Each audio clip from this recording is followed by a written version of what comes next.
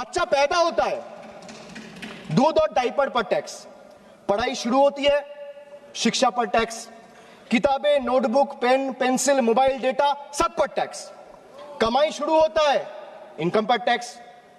Sir बचत करता है, बचत के ऊपर टैक्स, जीने के लिए खर्च करता है, खर्च पे टैक्स, काम पर जाता है, पेट्रोल डीजल पर टैक्स, बीमार पड़ता है, इलाज और दवाई पर टैक्स, बुढ़ापा आता है, पेंशन और इलाज पे टैक्स, और मौत के बाद भी सर शोक सभा में अगरबत्ती जलाने के लिए भी परिवार को टैक्स देना पड़ता है। एक बैनर्जी का स्पीच मैंने ध्यान से सुना, मगर मुझे दुख लग रहा है कि इस सदन में आकर के सदन के हर मेंबर को मालूम है ऐसे जानकारी को तोड़ मडोड़ करके अनट्रूथ, एकदम गलत बयान। जीएसटी, अब सुन लो भैया, सुन लो, जीएसटी इतना क्या बोलते हैं, चमकदार और वेरी अट्रैक्टिव वे में वो बोलते हैं। एक बंदा अगर जन्म से टैक्स पे करता है, जन्म लेते हुए ही दूध के ऊपर टैक्स है, डायपर के ऊपर टैक्स है, फिर स्कूल में जाता है नोटबुक के ऊपर टैक्स है, फिर हॉस्पिटल में जाता है उसमें टैक्स है।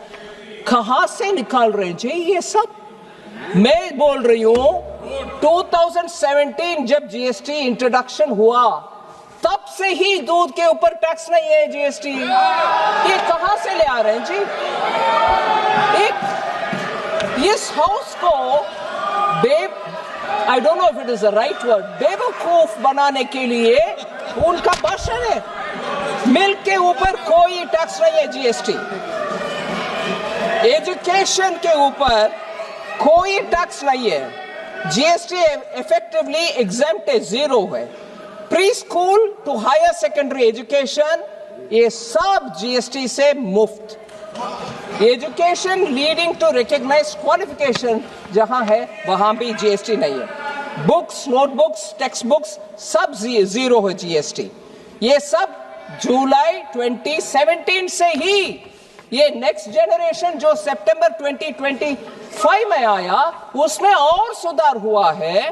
एंड देयरफॉर एसेंशियल, और ये भी पेंसिल, शार्पनर, इतना आई मीन मुझे लग रहा है कि how can you go on saying like this untruth.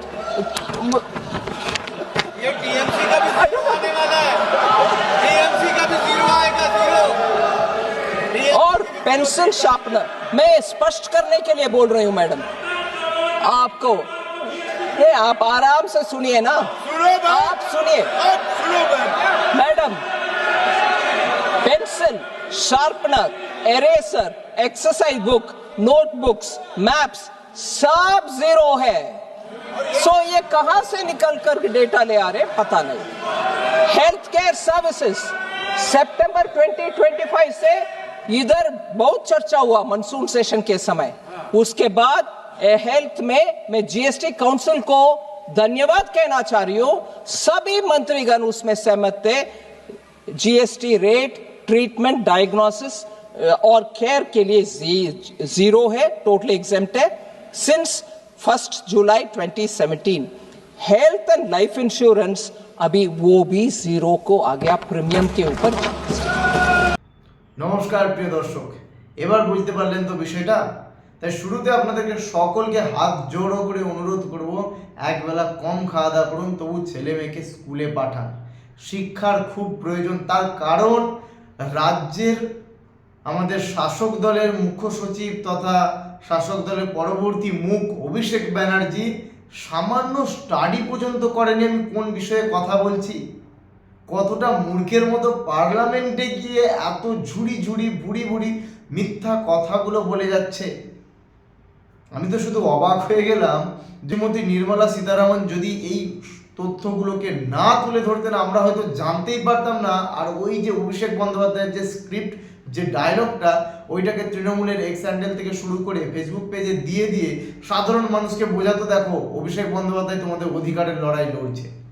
সাধারণ মানুষকে দিনের পর দিন ভুল বুঝিয়ে সাধারণ মানুষকে বোকা বানিয়ে এই সরকার চলছে। এইবার ভাবুন তফাৎটা জানুন। যদি মনে হয় কোনটা সঠিক তথ্য কোনটা ভুল, গুগল করুন, বিষয়টা দেখুন, বুঝুন। কারণ প্রথমেই বলবো, গুজবে কান দেবেন না আর অশিক্ষার প্রকোপে পড়তে যাবেন না। ছেলে মেয়েদেরকে পড়াশোনা করান, নিজেরাও জানুন, নিজেরাও শিখুন। তা না হলে এই রাজ্যটাকে অশিক্ষার অন্ধকারে রেখে এই রাজ্যটাকে এইভাবে এদের মানে কি বলবো গাল গল্প শুনিয়ে এই রাজ্যটাকে চালাবে এবং ভবিষ্যতে রাজ্যটাকে অন্ধকার করে দেবে। এদের রাজত্বকাল একটা সময় পর চলে যাবে, কিন্তু আপনি আপনার ভবিষ্যৎ প্রজন্ম সারা জীবন এদের এই কৃতকর্মের জন্য এই অন্ধকার রাজত্বে, অন্ধকার রাজ্যে নিজেদের ভবিষ্যৎটাকে একেবারে চোখের সামনে মরতে দেখবে। তাই সময় থাকতে বুঝুন, সময় থাকতে সচেতন হন, এটুকুই অনুরোধ করবো। আর সত্যি আমাদের মাননীয় অভিষেক ব্যানার্জি মহোদয়, আপনার সত্যি এত সুন্দর কাহিনী, গল্প কাহিনী বলার স্টাইলটাকে আমি কুর্নিশ জানাই। কারণ আপনাদের এই বিষয়ের উপর দলটাকে আপনারা 15 বছর টিকিয়ে নিলেন। চুরি, জোচ্চুরি, মিথ্যে কথা, গল্প, মার্ডার, খুন, রেপ, এই সমস্ত কিছু করে যে একটা সরকার একবার নয় একাধিকবার ক্ষমতায় থাকতে পারে সেটা আপনারা প্রমাণ করে দিলেন। তার জন্য আপনাদেরকে আবারও একবার কুর্নিশ জানাই। সত্যি আপনারা মহান। এতটা খিল্লি হবে পার্লামেন্টে সেটা হয়তো অভিষেক বন্দ্যোপাধ্যায় ভাবেনি। তো দর্শক, এ বিষয়ে আপনার মূল্যবান মন্তব্য অবশ্যই জানাতে ভুলবেন না। দেখা হচ্ছে পরবর্তী কোনো ভিডিওতে। তবে হ্যাঁ, গুজবে কান দেবেন না, বিশেষ করে তৃণমূল হইতে সাবধান। নমস্কার।